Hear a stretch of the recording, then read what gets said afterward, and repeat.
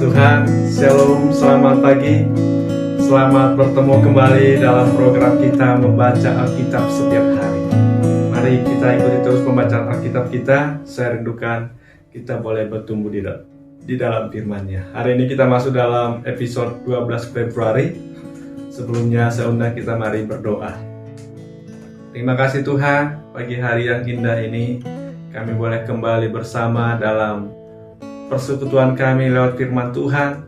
Dan bahkan sebentar kami mau mendengarkan renungan dari firman-Mu, kiranya memberkati setiap kami. Di dalam Yesus Kristus kami berdoa, haleluya, amin. Pagi hari ini tema kita, ayam berkokok mengingatkan janji.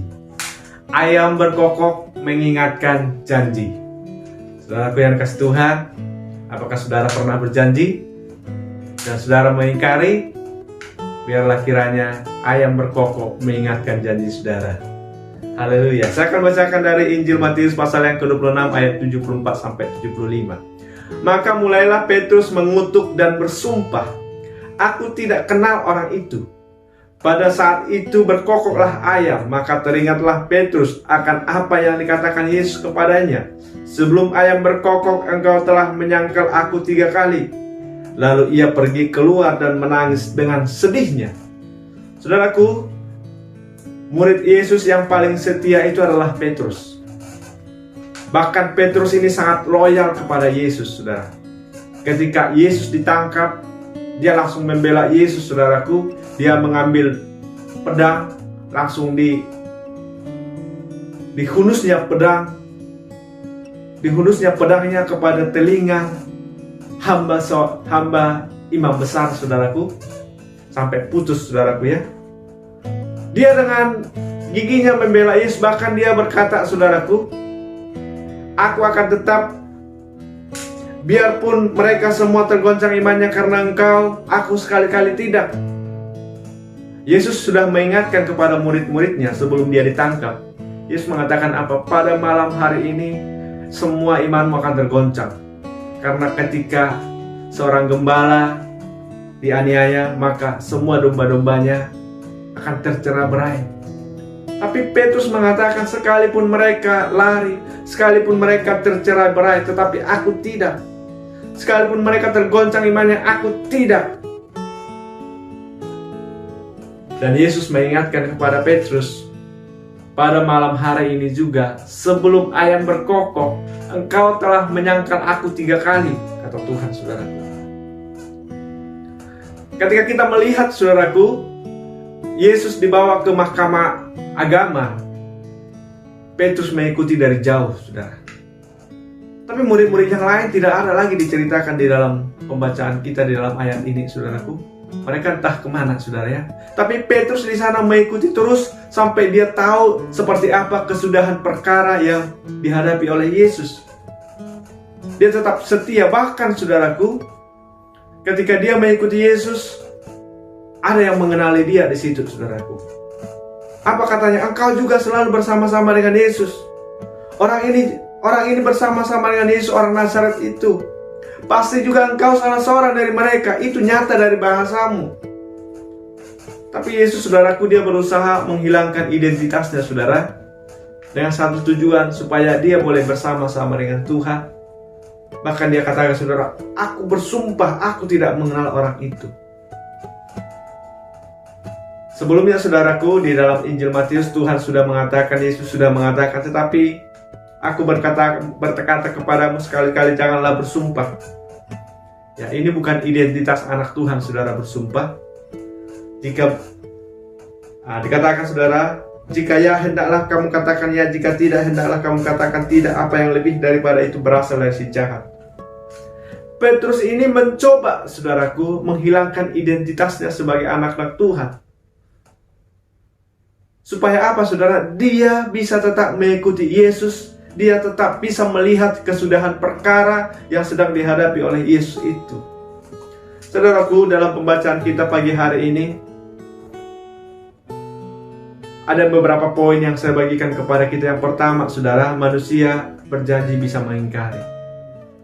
Petrus berjanji tapi mengingkari, saudaraku. Entah sengaja, entah tidak, saudara, janji sering kita ingkari. Tapi saudaraku, Yesus tidak pernah mengingkari janjinya kepada kita. Amin. Ya, kita berjanji, kita harus belajar juga menepati. Jika ya, hendaklah kamu katakan ya. Jika tidak, hendaklah kamu katakan tidak.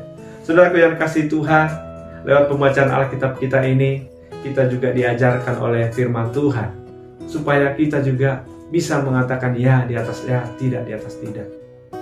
Bisa, omongan kita ini bisa dipegang begitu, saudaraku. Ya.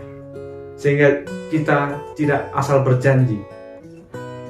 Ya. Amin, saudaraku. Dari pembacaan Alkitab kita ini juga kita dapat pelajaran yang kedua, saudara. Mengikut Yesus itu bukan karena kemampuan, kekuatan kita, saudaraku. Petrus di sini, saudaraku, dia mengira mengikut Yesus itu dengan kekuatannya sendiri. Gak bisa, saudaraku. Kita mengikut Tuhan ini bukan karena kekuatan kita sendiri. Tapi puji Tuhan, saudaraku, ketika Yesus sudah dibangkitkan dan dia naik ke surga, bahkan Petrus sudah dipenuhi oleh Roh Kudus, dia menjadi orang yang hebat, saudaraku. Dia menjadi orang yang luar biasa. Karena apa, saudaraku? Dia sudah berubah. Dia tidak lagi mengandalkan kekuatannya sendiri, tapi dia mengandalkan kekuatan Roh. Dikatakan Yohanes 14 ayat yang ke-16, dikatakan, Aku akan minta kepada Bapa dan ia akan memberikan kepadamu seorang penolong yang lain, supaya ia menyertai kamu selama-lamanya. Tuhan berdoa kepada Bapa, saudaraku. Yesus meminta kepada Bapa. Supaya apa? Supaya Bapa memberikan kita Roh-Nya, Roh Kudus, sebagai penolong dalam hidup kita. Sehingga oleh kekuatan Roh itu kita boleh mengikut Tuhan dengan sungguh-sungguh. Oleh kekuatan Roh itu kita mampu, saudaraku. Ya, kita mampu, saudara. Kita dimampukan. Bahkan yang ketiga, saudaraku, marilah kita bangga punya identitas sebagai Kristen. Amin. Mari kita bangga punya identitas sebagai pengikut Yesus. Kita gak usah, saudaraku, untuk menghilangkan identitas itu. Ya, terkadang, saudaraku, kalau kita beribadah, anak-anak Tuhan beribadah, dia sengaja, saudaraku, menghilangkan mungkin. Dia gak mau bawa Alkitab. Kenapa, saudara? Nanti ketahuan saya orang Kristen. Ya, tapi gak apa-apa, saudara, bawa aja Alkitab, saudara. Biar orang tahu kita orang Kristen. Amin. Ya, di lingkungan kami ini juga, kami juga orang minoritas, saudara. Ya, kita orang Kristen.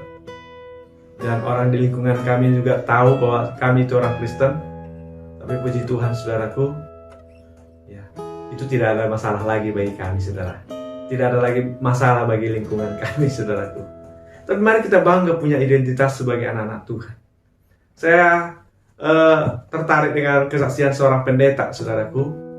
Ada seorang pendeta, kalau dia makan di restoran, saudara, dia sengaja berdoa kencang-kencang. Ya, dalam nama Yesus, begitu. Berdoa untuk makan, saudara. Jadi kalau ada orang-orang di restoran itu melihat, wih, orang Kristen. Apa motivasinya, saudara? Biar mereka tahu, katanya, saudara. Biar orang tahu kita ini pendeta. Ya. Kebetulan, saudaraku, satu saat katanya ketika dia berdoa, ada orang mendengar. Dan setelah itu dia bertanya, Bapak pendeta ya? Iya, aku ingin didoakan, katanya, saudara. Akhirnya didoakan, dia dipulihkan oleh Tuhan, dia dijamah oleh Tuhan, saudaraku. Banggalah kita sebagai anak-anak Tuhan, punya identitas sebagai orang Kristen. Amin. Ya, ini satu kesalahan yang dilakukan oleh Petrus, saudara. Dia mencoba menghilangkan identitasnya. Walaupun tujuannya sebetulnya supaya dia boleh terus mengikuti Yesus, tapi itu salah. Walaupun mungkin tujuan kita tidak motivasi yang salah, saudara, ketika kita ingin menghilangkan identitas kita. Walaupun kita tidak punya niat jahat, tetapi itu juga tidak baik, saudara. Biarlah kita punya identitas, bangga kita punya identitas bahwa Kristus, kita pengikut Kristus, Kristuslah yang jadi penolong dalam hidup kita. Amin, saudaraku. Ya, demikian renungan kita pagi hari ini, kiranya memberkati kita. Kita berdoa. Terima kasih Tuhan buat renungan kami pagi hari ini. Terima kasih buat firman-Mu. Berkati firman-Mu, Roh Kudus yang menolong firman-Mu. Di dalam Yesus Kristus kami berdoa. Haleluya. Amin. Selamat pagi, selamat beraktivitas. Tuhan Yesus menyertai kita. Shalom.